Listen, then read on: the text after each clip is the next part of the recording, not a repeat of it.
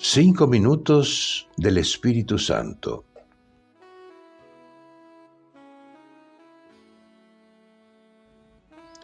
Hoy es la fiesta de San Mateo.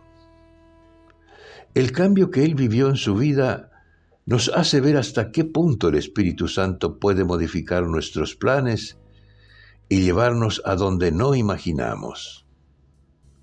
Mateo era un cobrador de impuestos, alguien tan enamorado del dinero que era capaz de aceptar cualquier trabajo, aunque tuviera que explotar a su propio pueblo para enriquecerse. Ciertamente, los pobres pescadores de Galilea habrán sentido un fuerte rechazo hacia este explotador que estaba al servicio del poder extranjero.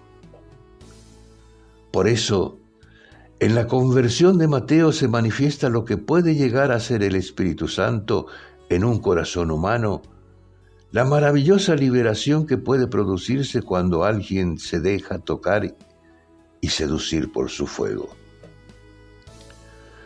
Porque aquel esclavo de las seguridades económicas, al escuchar el "sígueme" de Jesús, abandonó la mesa de cobrador de impuestos y lo siguió. Mateo era uno de esos pecadores que Jesús quería convertir y por eso se acercaba a él y lo invitaba a seguirlo.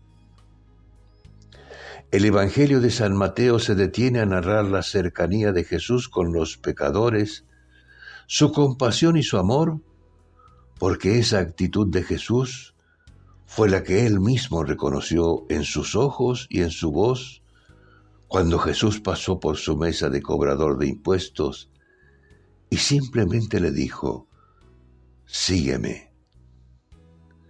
Solo el Espíritu Santo nos hace capaces de escuchar ese llamado y de seguirlo hasta el fin. Cardenal Víctor Manuel Fernández.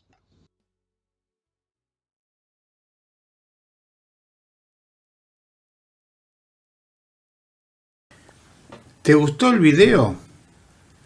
Danos un like, un dedito hacia arriba porque te gustó.